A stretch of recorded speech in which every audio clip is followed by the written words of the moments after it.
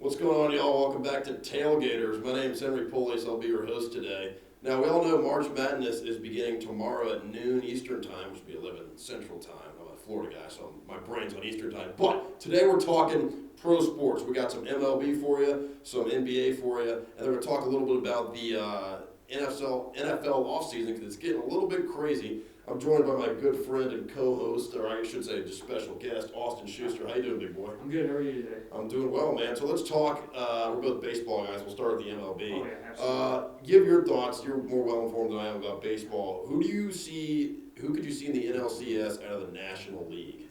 I think any baseball fan you would ask would probably say Dodgers, Padres.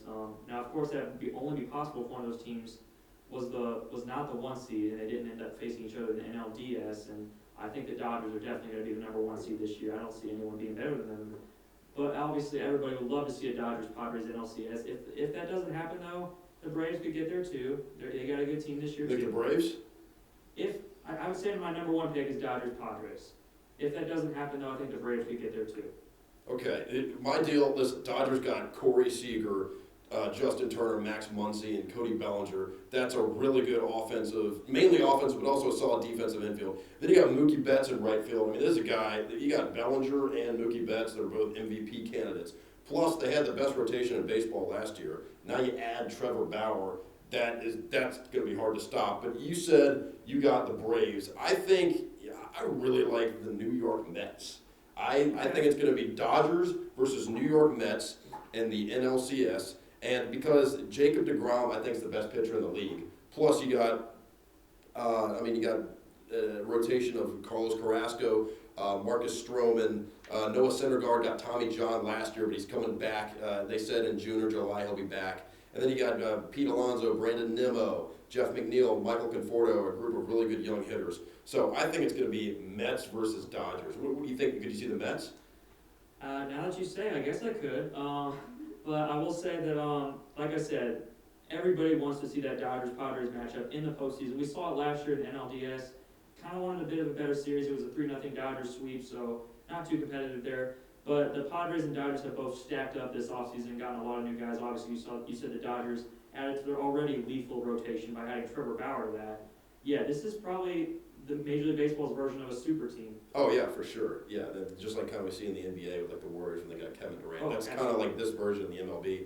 How about the AL? Who do you think is going to the ALCS and the AL? Actually, I'll start. I got Yankees versus White Sox. Yankees have Corey Kluber joining Garrett Cole in the rotation. That is dangerous. Their rotation isn't as filled out as, let's say, the Dodgers or the Mets, but they've got those two who are, they're both have won the Cy Young in the past, and they're both elite level pitchers. Plus, you got the best lineup in baseball. Aaron Judge, DJ LeMahieu, Gleyber Torres, Gio Urshela over third base, Brett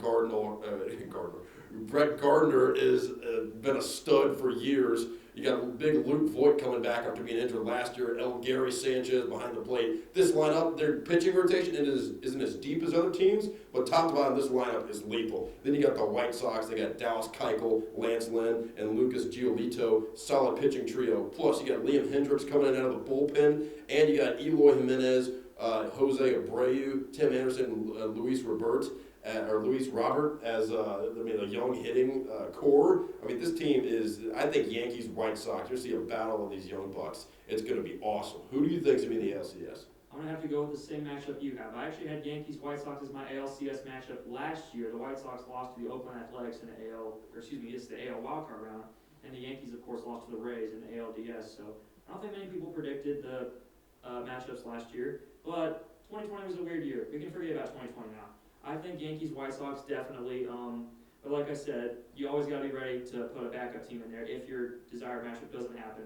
I think you could maybe put the Astros in there. They're looking pretty good this year. Cheaters, come on, yeah, put the Astros. No. I know, but all that aside, they're still a good team. Okay, we can't ignore that. Yeah, they lost George Springer. He's on the Blue Jays now. Okay, yeah, but they still do have Jose Altuve, Alex Bregman, all those guys. Yeah, we're not going to have a bang on the trash can. Yeah, that's one thing, yeah. Okay, I get what you're saying, though. And as much as a Kansas City Royals fan, as much as I'd like to say the Royals are World Series favorites this year, I don't think I can say that, unfortunately.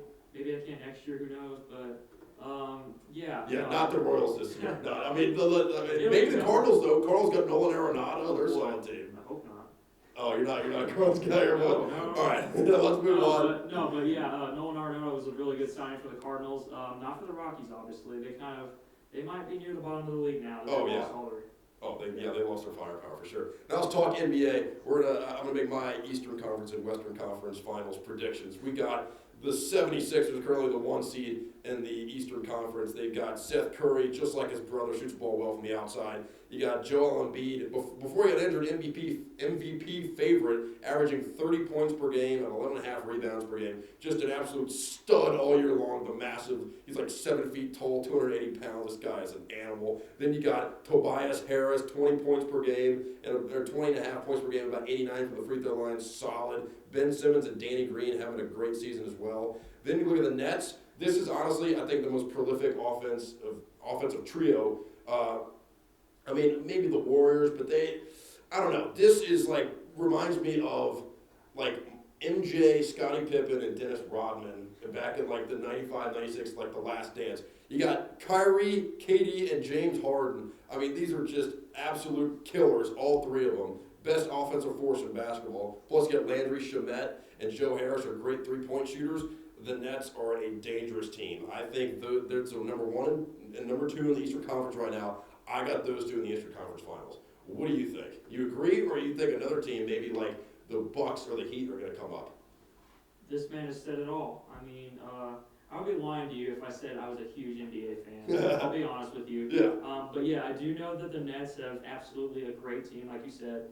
Comparing them to the '90s Bulls, that's bold. No. I'm not saying they're going to go on a streak with 6 rings. I'm just saying say your mind. The offensive trio is 3 Hall of Famers, just like the Bulls had. Oh right, yeah. That is just unreal. So you're rolling with the 76ers and Nets as well. I'm rolling with honestly whatever you're rolling with. You're rolling with them. Like I said, I'll break down. Yeah. Now I'll break down the Western Conference for you. I got the Utah Jazz, number 1 seed. Mike Conley, 42.5% from 3, 60.5 points per game. He's kind of like the Batman, the Robin, and Donovan Mitchell is the Batman. He just dropped 21 in the win against Boston this past Tuesday. Best player on the team, facilitates the offense, averaging about 25 points per game. Very consistent scorer all year long. Plus you got Rudy Gobert, who gets it done on the glass, 13.5 rebounds per game. Now, Lakers, LeBron leading the team in points, assists, and steals.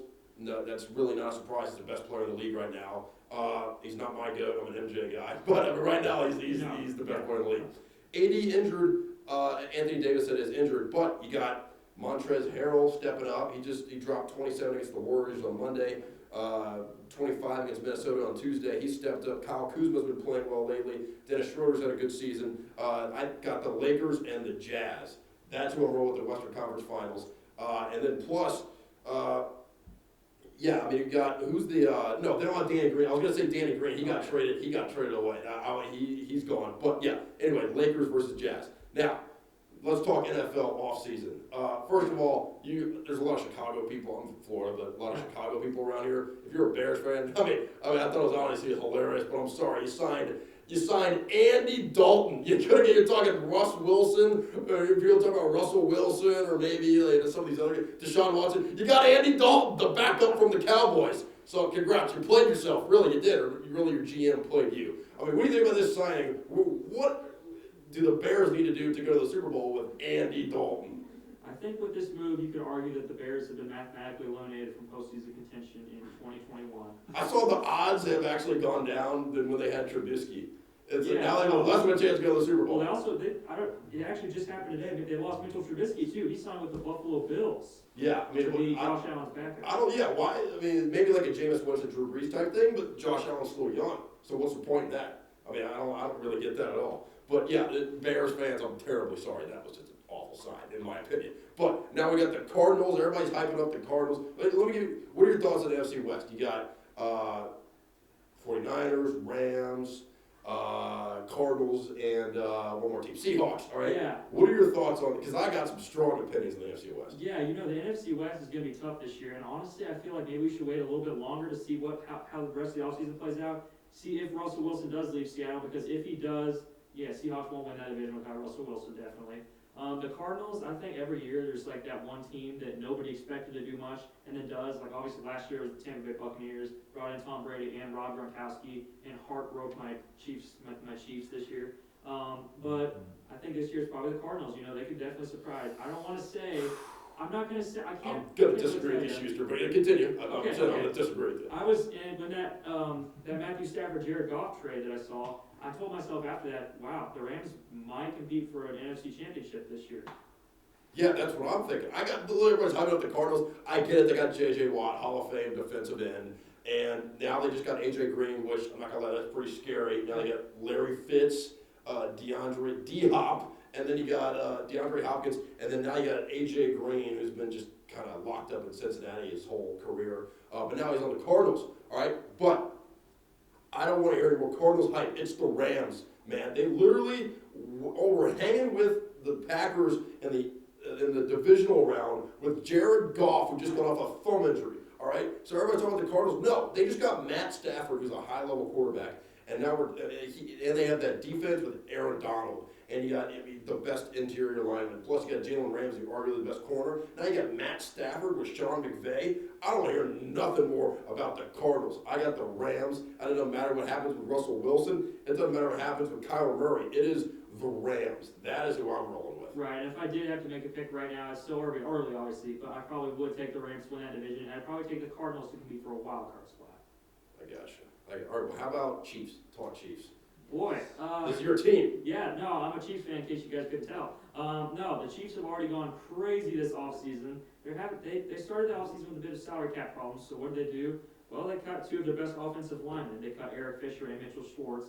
Then they cut Damian Williams, but they've added quite a few guys to their offensive line. They signed Joe Tooney to a 5-year deal a couple days ago, and then just yesterday they signed Kyle Long out of retirement to anchor that O-line with him. So yeah, it's definitely going to be interesting to see the Chiefs team this year. Dude, like if they can get like just a core offensive line, like literally that's all. Like there was some people blaming Mahomes and receivers. No, just having no protection in the Super Bowl whatsoever. You cannot blame that Super Bowl loss on Patrick Mahomes at all. The dude was balling out, making those underhand throws in midair. Yeah, he usually does. He just had no O-line help whatsoever. It's like when you play flag football and they don't like wait 5 seconds to right. That's what I went through as a flag football quarterback. I'm not saying I'm Mahomes. I mean, somewhat. No. I mean, I was a little bit like him. I could sling it back in the day. But, I mean, he needs to know the line, bottom line. Now, we're going to go on this is more of an emotional topic for me. Drew Brees retired. These are my New Orleans Saints. What's next for the Saints? I hate to see my man Drew go, but what do you think is next for the New Orleans Saints? Do you roll with Jameis? Do you roll with Taysom Hill? What are my Saints going to do, Schuster? Well, that's actually a tough question because I can't remember, but I believe the last time Jameis Winston played, he had that 30-touchdown, 30-pick season. Yeah. So, and Taysom Hill obviously has got some experience. He comes in crunch time and just does wonders for the Saints. So, I don't know. I guess we got to leave it up to Sean Payton to see who he starts at quarterback and down in the Big Easy. Yeah, I think you keep Taysom Hill because you just get the max value out of both of them. Like, we start Taysom Hill, Jameis just could be on the sidelines. So I think you just take Taysom Hill, use him in his normal role because he does a lot there. Maybe mix him in a quarterback for like some quarterback draws and stuff, or like the jump passes, how he uses them creatively. And then also have Jameis be the starter because we've seen the potential he has. Now he's a year under Drew Brees. I think you give Jameis Winston the job. So that's going to do it today on Tailgaters. Once again, this is my man. Oh gosh, hit that thing behind me. This is Austin Schuster. I'm Henry Politz, your host. We'll see you again next week. I think. I don't know. Probably next week or the week after that. Thanks for tuning in. Make your brackets. Your bracket's not going to be as good as mine because I'm a bracketologist. At least that's what I think. But we'll see you next time.